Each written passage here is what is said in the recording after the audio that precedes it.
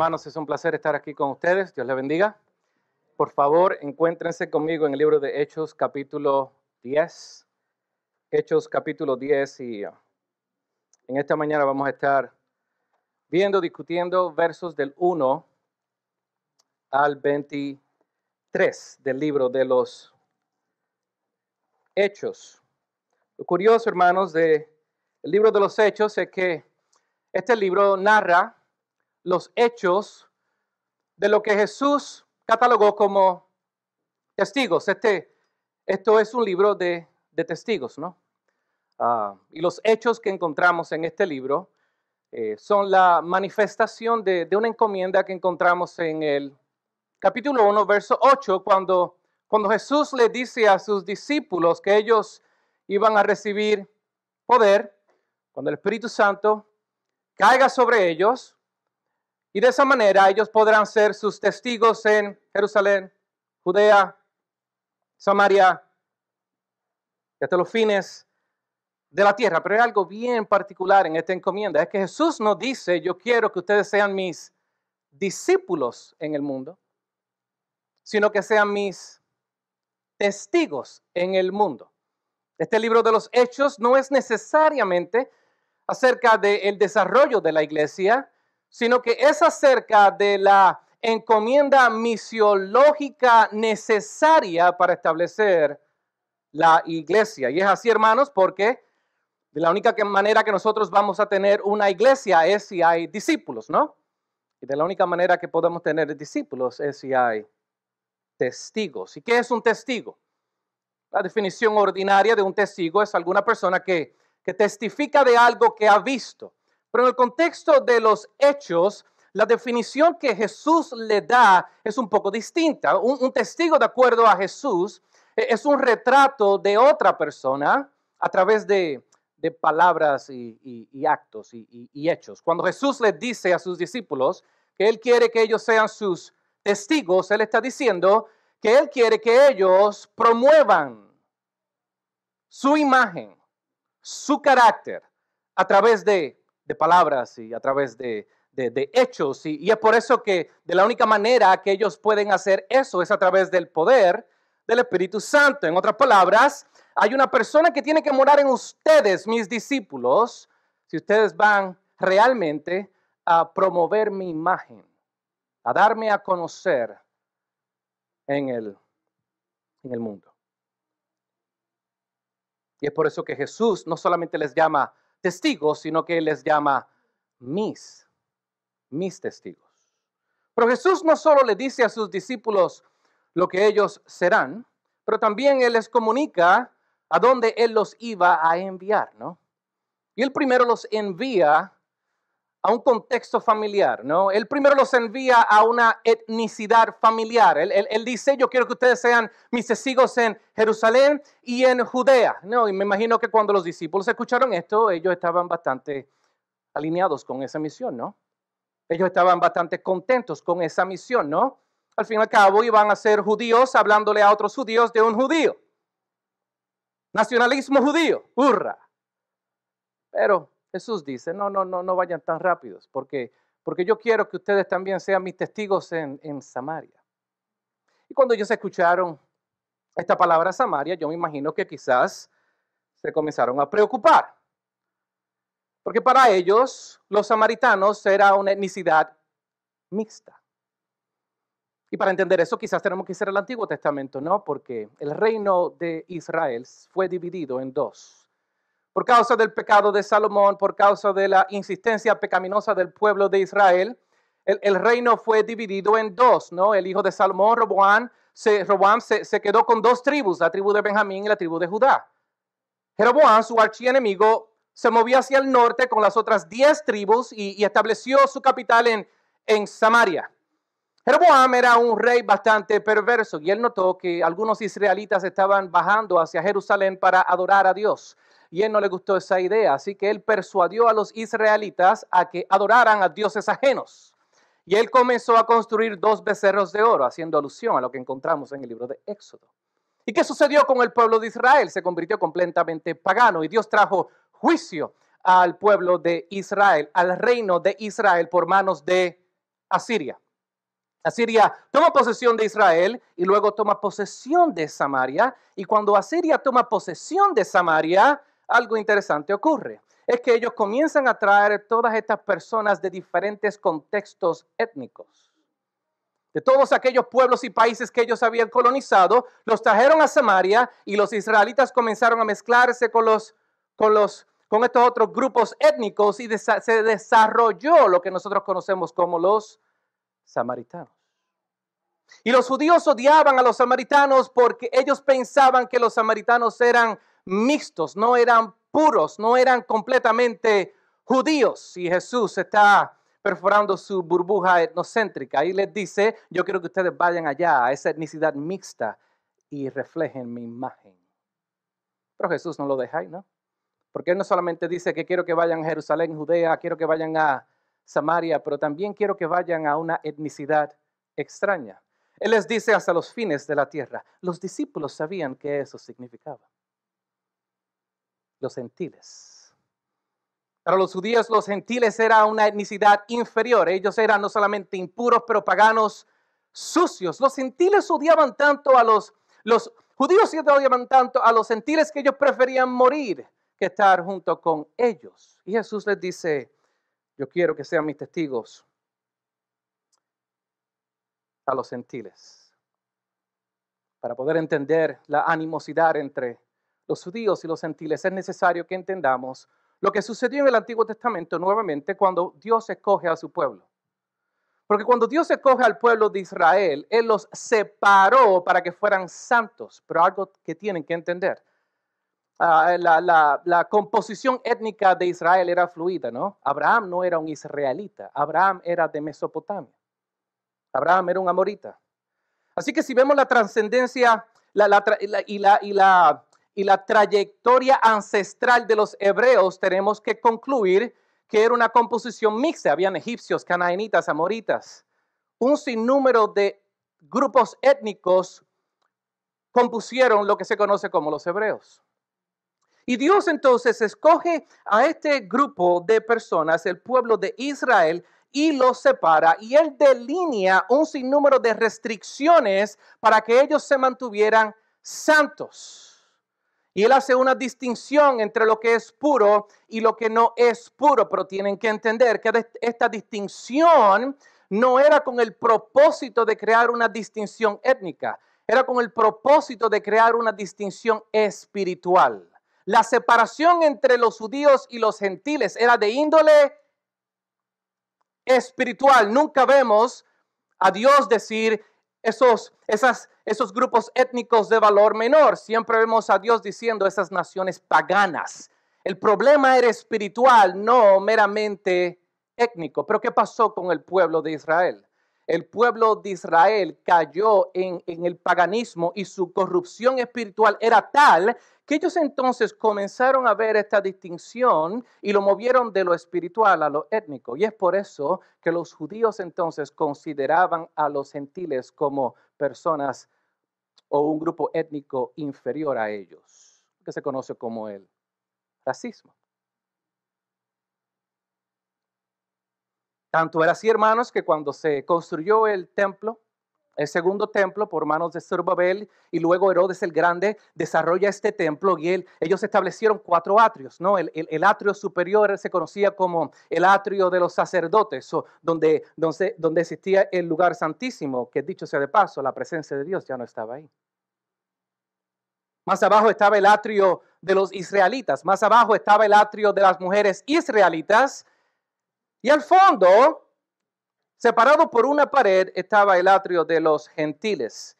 En el 1871 se encontró una inscripción en esa pared que decía lo siguiente. Quiero que escuchen. Ningún extraño podrá entrar dentro del muro divisorio y del recinto que rodea el santuario. Quien sea capturado será responsable ante sí mismo de su muerte y de eso nosotros nos aseguraremos. ¿Quién escribió eso? Los judíos. ¿En contra de quién? Los gentiles. Y a esas personas Jesús le está diciendo a sus discípulos, yo quiero que ustedes muestren mi imagen a ellos.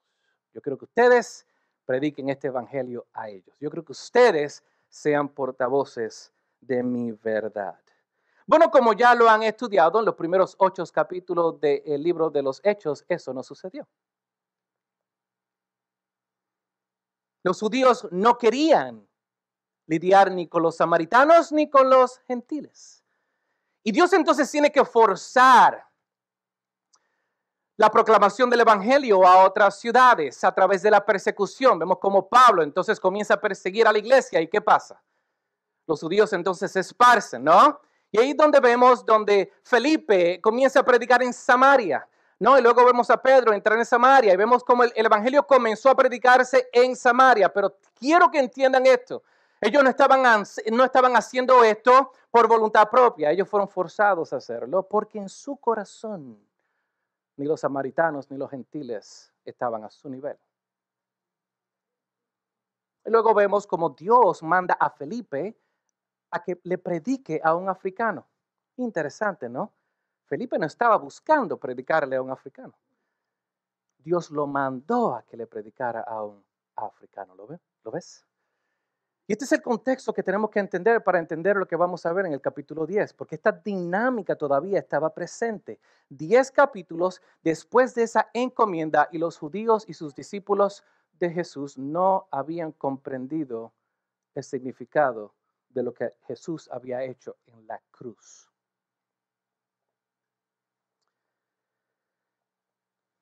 Y es por eso que entonces vemos a Dios interviniendo en el asunto, porque Él quería no solamente exponer lo que había en el corazón de los discípulos, pero Él quería comunicarle a Pedro el plan que Él había delineado desde el principio, cuando Él le dijo a Abraham, de tu simiente, yo bendeciré todas las naciones de la tierra. ¿Y cómo es posible que Dios pueda bendecir a todas las naciones de la tierra si sus testigos desprecian a naciones que no son las de ellos?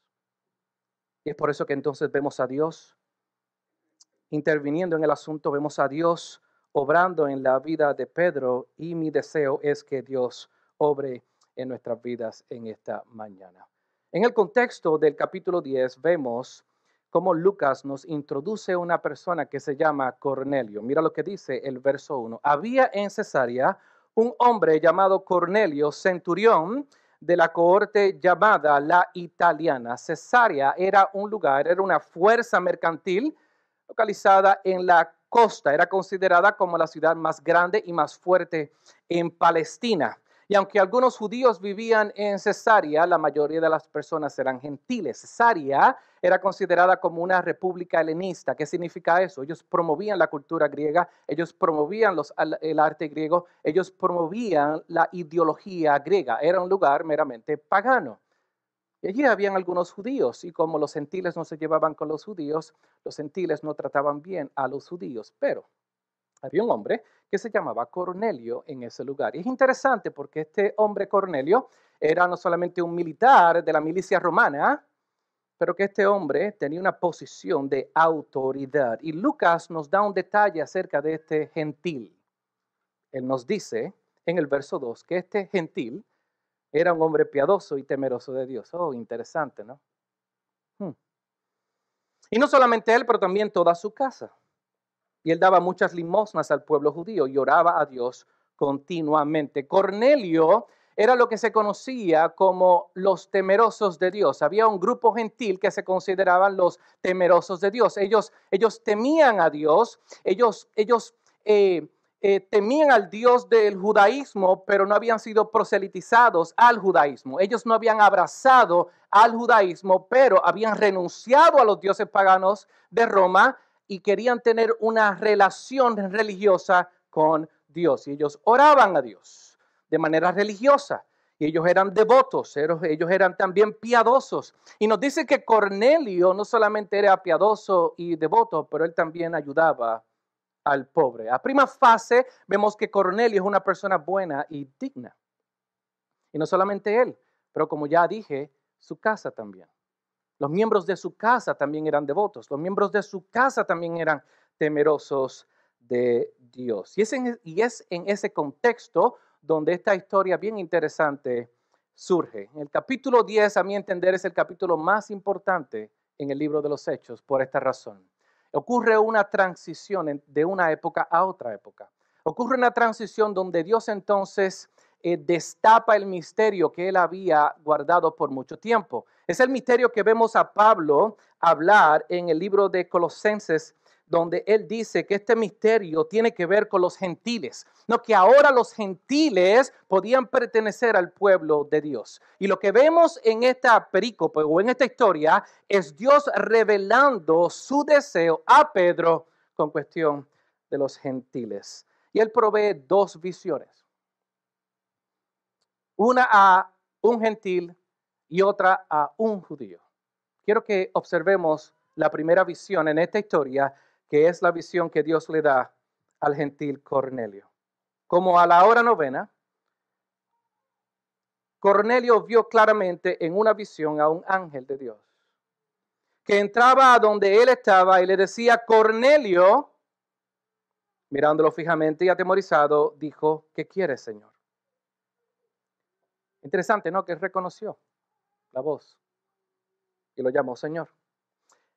Y él le dijo, tus oraciones y limosnas han ascendido como un memorial delante de Dios. Envía ahora algunos hombres a Jope y manda a traer a un hombre llamado Simón, que también se llama Pedro. Este se hospeda con un curtidor llamado Simón, cuya casa está junto al mar. El texto nos deja demostrado que de una manera u otra, de una manera piadosa, devota o religiosa, Cornelio quería agradar a Dios. Él estaba tratando de agradar al Dios que él había conocido de una manera religiosa. Y vemos que de una manera u otra él estaba buscando hacer lo que le placía a Dios. Y es por eso que vemos el texto diciendo que sus oraciones llegaron y ascendieron al cielo como un memorial, haciendo alusión en el Nuevo Antiguo Testamento cuando se hacían sacrificios, ¿no? Y el aroma llegaba a Dios como un memorial, como un aroma fragante, ¿no? Y vemos que las oraciones de Cornelio llegaron a Dios. Ahora, ¿qué oraciones estaba haciendo Cornelio? No sabemos, porque el texto no nos dice. Pero lo que podemos deducir es que quizás dentro de esas oraciones Cornelio estaba buscando algo que quizás él desconocía.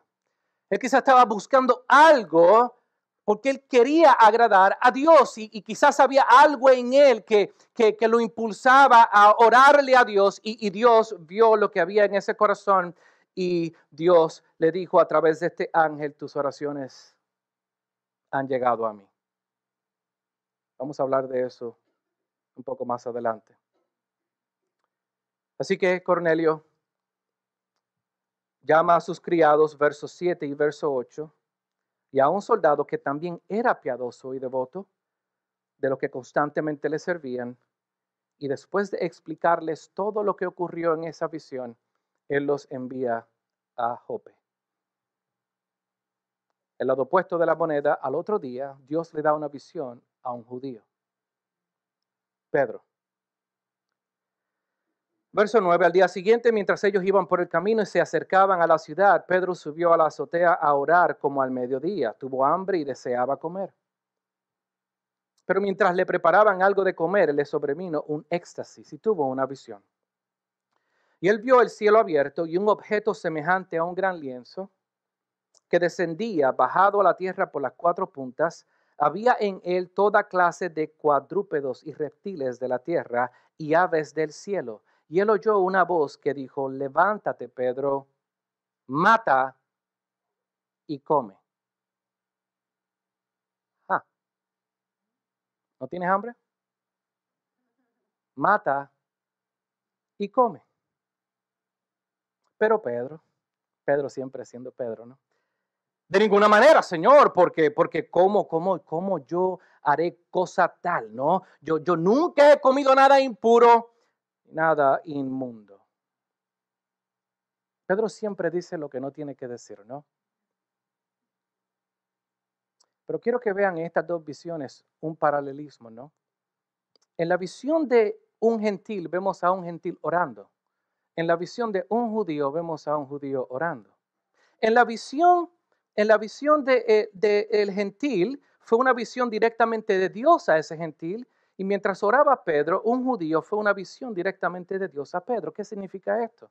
Que Dios quería comunicarse tanto con un gentil y como Pedro, pero hay una diferencia entre estas dos visiones. Si se fijan en el texto, al gentil, Dios no trata de ajustar su perspectiva de los judíos, pero al judío, Dios busca ajustar su perspectiva de los gentiles. Es como diciendo, ¿no? Que el que se supone que actúe como un pagano está actuando como un creyente, y el que se supone que actúe como un creyente está actuando como un pagano. Qué ironía, ¿no? ¿Y por qué es que él le da esa visión a Pedro? Porque recuerden la gran comisión. Él quería que ellos fueran testigos hasta los fines de la tierra, y para que eso sucediera, Pedro tenía que cambiar. Había algo en Pedro que tenía que cambiar si realmente él iba a ser un testigo hasta los fines de la tierra. ¿Y cuál es la visión que tiene Pedro? Él tiene una visión donde en un lienzo bajan un sinnúmero de animales, de entre los cuales habían animales que se supone que, basado en el Antiguo Testamento, los judíos no podían comer porque eran considerados como inmundos. Para los judíos, de acuerdo al Antiguo Testamento, había animales que ellos no podían comer porque eran considerados como impuros, eran sucios, y se supone que ellos lo evitaran. Levítico 11, Deuteronomio 14, ¿no? Dios da una lista de todos los animales que se supone que ellos no comieran. Así que Pedro se rehusó porque pensó que Dios se estaba contradiciendo. Quizás Pedro pensó que Dios se estaba contradiciendo, pero la gran pregunta es esta: ¿realmente Pedro se rehusó porque Dios se estaba contradiciendo o por otra razón? La Biblia nos dice que fue por otra razón, porque en Marcos capítulo 7 vemos a Jesús declarando que todos los animales son limpios. Mira lo que dice Marcos en Marcos capítulo 7, verso 14. Llamando de nuevo a la multitud, Jesús les decía: escuchen todo lo que les digo y entiendan, no hay nada fuera del hombre que al entrar en él pueda contaminarlo, sino que lo que sale de adentro del hombre es lo que lo contamina. Si alguno tiene oídos para oír, oiga. Y como siempre, cuando Jesús dejó a la multitud y entró en su casa, sus discípulos, ¿qué era Pedro? ¿Qué era Pedro? Pedro era un discípulo. Así que Pedro estaba en este bonche de discípulos. Sus discípulos le preguntaron, what do you mean? Y Jesús les dice, ¿también ustedes son tan faltos de entendimiento? Ustedes nunca entienden lo que yo digo. Y sabemos por qué, ellos no tienen el Espíritu Santo. Pero Jesús, cada vez que enseñaba, los discípulos siempre se le acercaban después de la parábola de la historia, le preguntaban, ¿no puedes explicar lo que acabas de decir? Y Jesús, como un gran maestro, les dice, no comprenden que todo lo que de afuera entra al hombre no lo puede contaminar porque no entra en su corazón, sino en el estómago y se elimina. Jesús declaró así limpios todos los alimentos. Porque de adentro del corazón de los hombres salen los malos pensamientos, fornicaciones, robos, homicidios, adulterios, avaricias, maldades, engaños, sensualidad, envidia. Todas estas maldades de adentro salen y contaminan al hombre. Quiero que entiendan esto, hermanos. La idea de las leyes ceremoniales, todas esas fueron erradicadas en la vida de Cristo. Los discípulos sabían eso. Los discípulos habían escuchado a Jesús declarando que todas estas cosas eran limpias. Esto no era nada nuevo para Pedro, esto no era nada nuevo para los discípulos. La pregunta que está al frente de nosotros es por qué Pedro se rehusaba a creerlo. Porque Pedro todavía no estaba convencido de que los gentiles eran iguales a él. Pedro todavía los veía como un grupo étnico inferior a él. Y quiero que entiendan esto, hermanos, porque esta categorización de impuro e puro, como les dije al principio, era meramente espiritual. Porque si fuera física y antropológica, tuviéramos un problema bíblico. ¿Por qué? ¿Quién creó a los gentiles? Y si los gentiles realmente eran físicamente impuros, y nosotros fuimos creados a la imagen y semejanza de Dios, ¿qué estamos diciendo de Dios? Que Dios es impuro.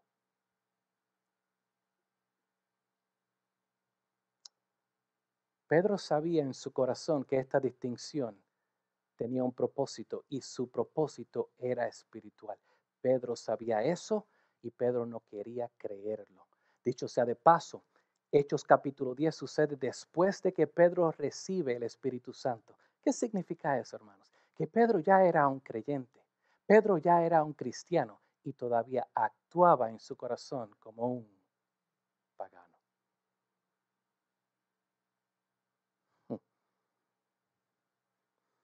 Pedro y los judíos pensaban que lo que salva a una persona es su etnicidad. Y es por eso que rechazaban a los gentiles. Su etnicidad no es lo que los hace impuros, de la misma manera que su etnicidad no los hace puro. Lo que hace puro a una persona es la sangre de Cristo. Lo que hace puro a una persona es la sangre redentora de Cristo cuando uno pone su fe en la obra de Jesucristo. Eso es lo que hace a una persona pura. No su etnicidad, no lo que come y lo que no come. La realidad era, hermanos, que aunque Jesús había sacado a Pedro del judaísmo, Dios tenía que sacar el judaísmo del corazón de Pedro. ¿Qué significa esto, hermanos? Todo aquello que ponga tu nacionalidad por encima del mandato de amar a tu prójimo como Dios te ha mandado. Todo aquello que ponga tu nacionalidad por encima del mandato que Dios nos ha dado como sus testigos para proclamar su verdad y mostrar y ser portadores de su verdad a este mundo. Todo aquello que ponga nuestra nacionalidad por encima de eso es diabólico. Nosotros no fuimos llamados a hacer a esta nación grande. Nosotros fuimos llamados a hacer su nombre grande. Nosotros no fuimos llamados a pelear por la purificación étnica de una nación. Nosotros fuimos llamados a asegurarnos de que nuestro corazón esté puro. Es por eso que cualquier agenda geopolítica que persuada a creyentes a despreciar a aquellos que no se parezcan a ustedes, que no hable como nosotros, realmente no es una agenda del cielo. Y quizás me están escuchando ahora mismo y piensan, pero eso solamente sucede en los Estados Unidos. No, eso sucede en todas las naciones.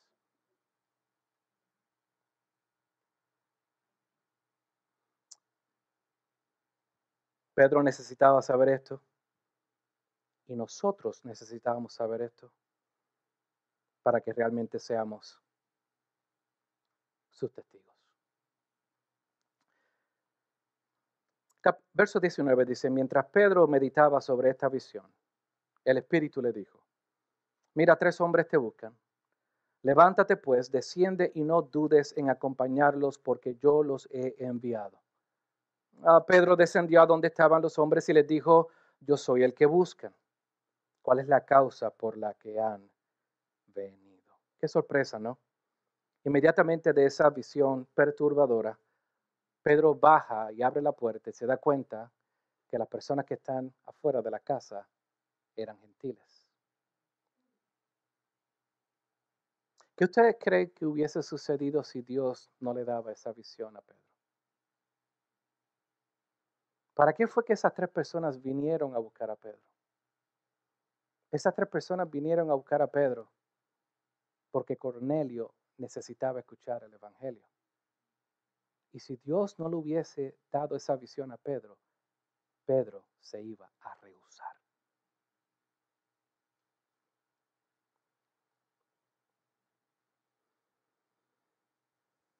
Ellos dijeron,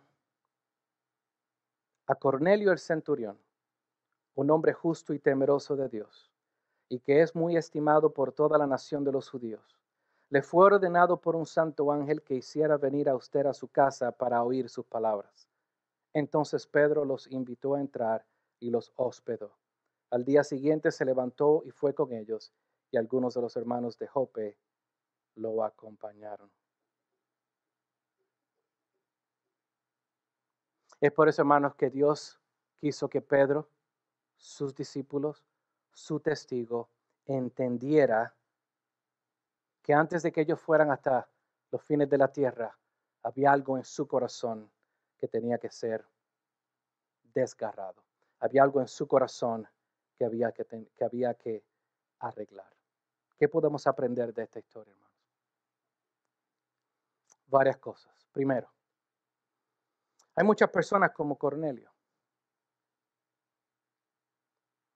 Cornelio era una persona devota. Cornelio era una persona buena. Cornelio era una persona piadosa, religiosa. Cornelio era una persona que temía a Dios. Cornelio era una persona que externamente era recta. Cornelio era una persona que muchas personas querían imitar. Más sin embargo, Cornelio era un inconverso.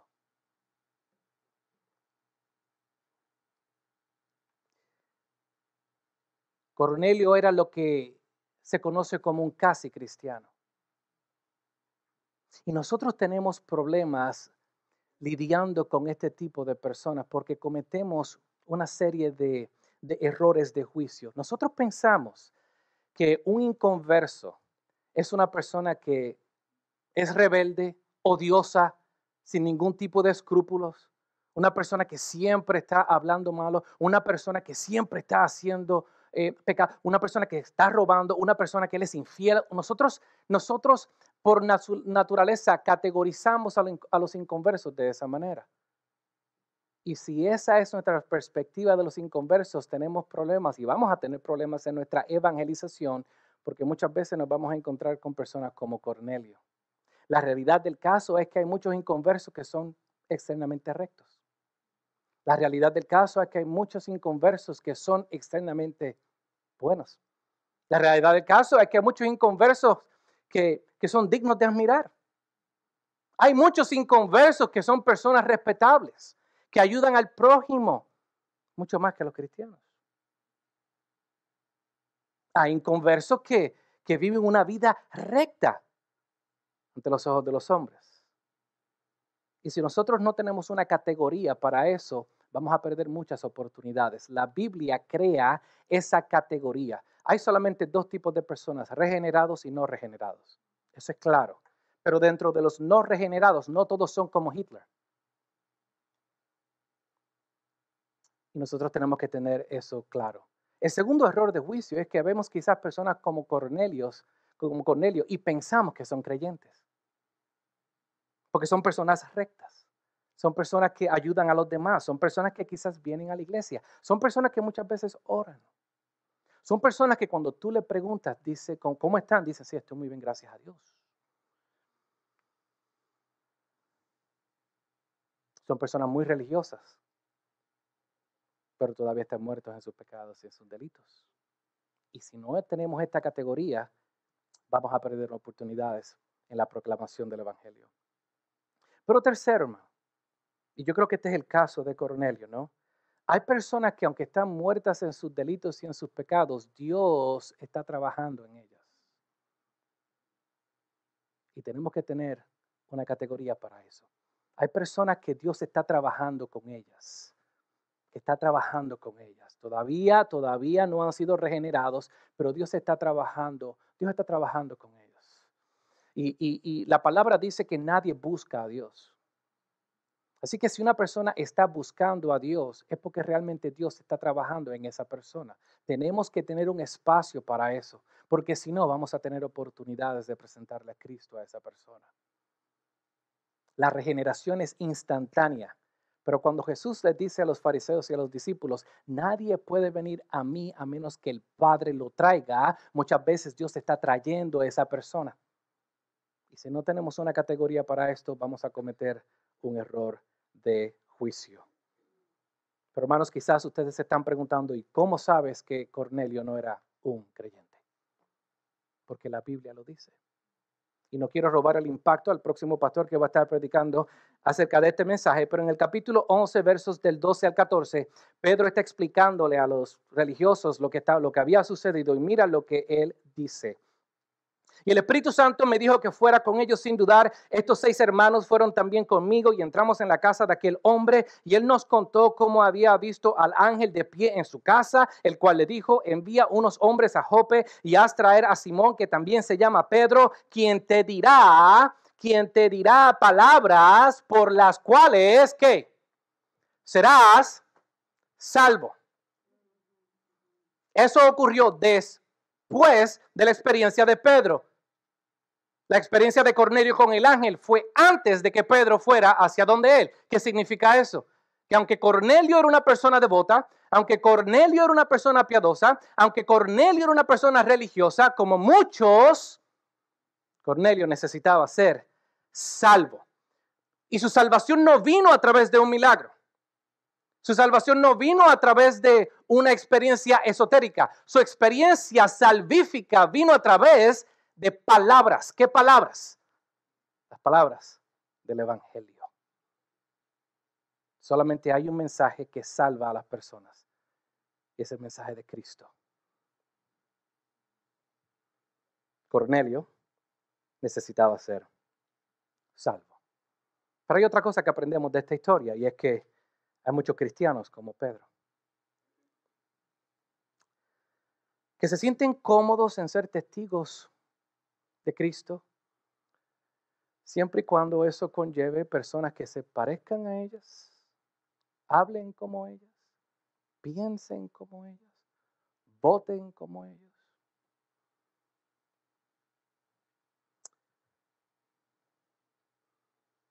Que son cristianos que viven con una dicotomía en sus corazones. Con una mano declaran su amor por Cristo y con la otra desprecian a aquellos que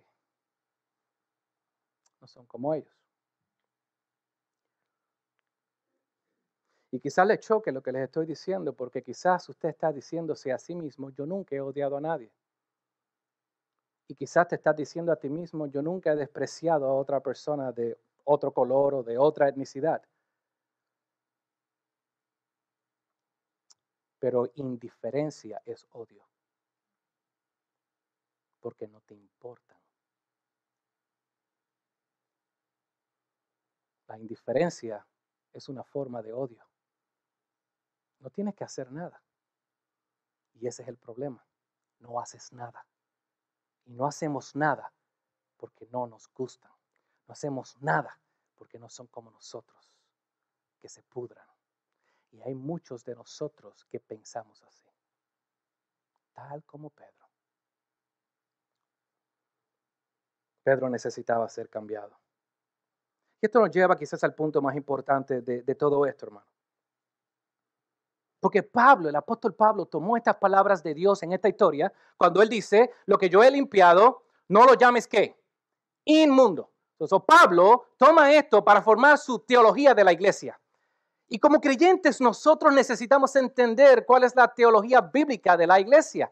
En Efesios capítulo 2 vemos a Pablo en esta obra magistral, empezando en el verso 11 al 16. Mira lo que Pablo dice. Por tanto, recuerden que en otro tiempo ustedes, ¿quiénes? Los gentiles en la carne, que son llamados incircuncisión por la tal llamada circuncisión, hecha en la carne por manos humanas. Recuerden, la segunda vez que él menciona esto, recuerden ustedes que en ese tiempo ustedes estaban, ¿qué? Separados de Cristo, excluidos de la ciudadanía de Israel, extraños a los pactos de la promesa, sin tener esperanza y sin Dios en el mundo. Pero ahora, una nueva época, un nuevo tiempo, pero ahora, en Cristo, ustedes, gentiles, que en otro tiempo estaban lejos, han sido acercados por la sangre de Cristo, porque Él mismo es nuestra ¿qué? Paz. Y de ambos pueblos hizo uno, derribando la pared intermedia de separación. ¿Qué pared intermedia de separación Pablo se estaba refiriendo? A la pared del atrio entre los gentiles y los judíos. Y él dice que esa pared, espiritualmente hablando, ha sido derribada, poniendo fin a la enemistad en su carne, la ley de los mandamientos expresados en ordenanzas, Y yo quiero que escuchen esto y yo quiero que subrayen esto. Está en Efesios capítulo 2, versos del 11 al 16. Hay una línea en este pasaje que ustedes tienen que entender. Mira lo que Pablo dice, para crear en Cristo, en Él mismo, de los dos hombres, un nuevo hombre o una nueva humanidad. ¿Qué es lo que Pablo está diciendo aquí? Que a través de la sangre redentora en Cristo, tanto los judíos como los gentiles, la cual somos todos nosotros, ahora hemos sido incluidos en una nueva humanidad. Lo interesante del caso es que gramaticalmente la palabra nuevo en el griego es la palabra neos. Pero Pablo quería comunicar algo diferente, porque la palabra que él utiliza aquí es la palabra kainon o kainos. La palabra neo significa nuevo con relación a una nueva actualización de algo que existía. Kainos no es algo que era la actualización de algo que existía, pero la creación de algo que nadie nunca ha visto. Y Pablo está diciendo que de dos pueblos que se odiaban anteriormente, Dios ha creado algo que el mundo nunca ha visto, una nueva humanidad.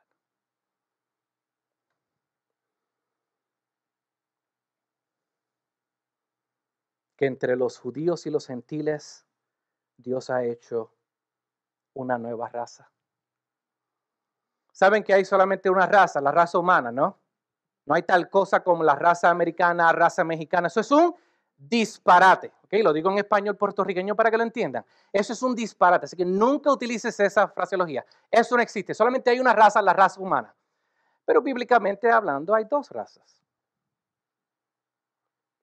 Los muertos en Adán y los vivos en Cristo. Y los vivos en Cristo son parte de esta nueva humanidad que Cristo formó a través de su sangre. ¿Por qué es importante de entender esto, hermanos? Porque aún con la experiencia que Pedro tuvo, los judíos continuaron predicando la palabra solamente entre los judíos.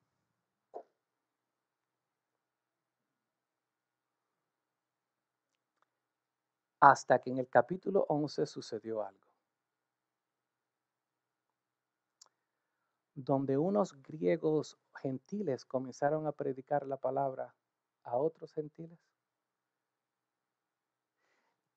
Y la primera iglesia fue establecida, la iglesia en Antioquía. Y en esa iglesia de Antioquía habían judíos y gentiles. Escuche bien. Y fue cuando el mundo vio a gentiles y a judíos juntos que ellos entonces les llamaron cristianos.